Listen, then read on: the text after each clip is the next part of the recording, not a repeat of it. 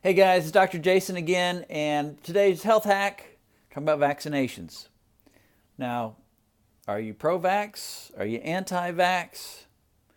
Do vaccines scare the hell out of you? Or you think they're the greatest thing on earth? You know what?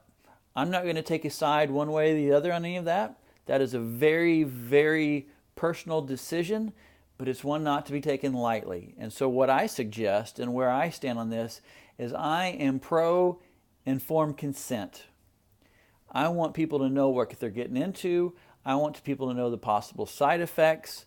I want people to know the truth about what they're doing potentially to their kids, and that they can sleep well at night and they know that they made the best decision about that. So let me just give you, and there'll probably be several talks on this, several health hacks on this, but what I want to first talk about is just one thing. You guys have heard that, I'm sure you've all heard that, can vaccines cause autism?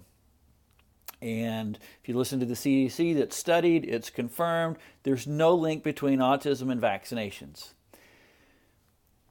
If you don't do your research, you can stick with that and understand that and believe that and have confidence in that. But here's what I want you to realize. In reality, they've only tested one vaccine, the MMR, and they've only tested one ingredient, thimerosal.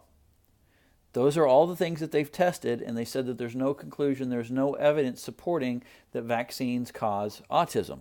So the thimerosal is a mercury derivative. That's what they looked at. They said there's no correlation with there. Yeah, maybe there's not. Yeah, that's probably true.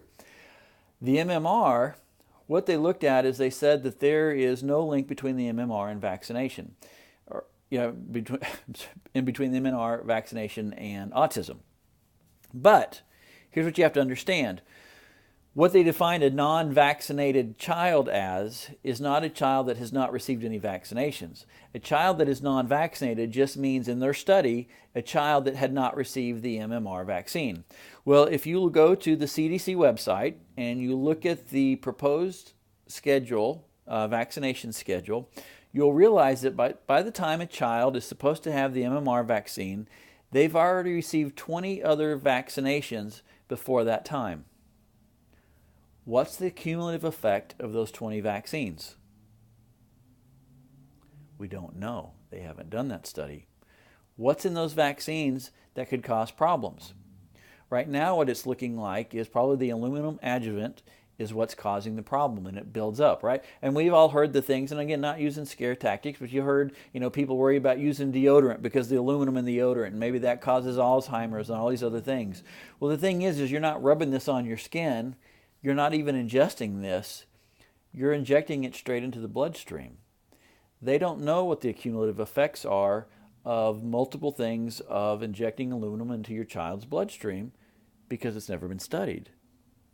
So how can they say with any authenticity that vaccines don't cause autism? Well, based off the things that they looked at, it doesn't. But there's never been studies looked at comparing non-vaccinated, truly non-vaccinated, versus vaccinated. So again, my point in all of this is I'm not pro-vax, I'm not anti-vax. There's pluses to both sides, there's negative to both sides. But the thing is, to be fair, you need to have informed consent. The problem is on the medical side, they're generally not telling you the whole truth. They have their reasons for what they do. And so I just encourage you guys to do your research. Look into it. It's a very serious thing, and it will help you make the best decision possible. Hey, this is Dr. Jason with your Health Hack.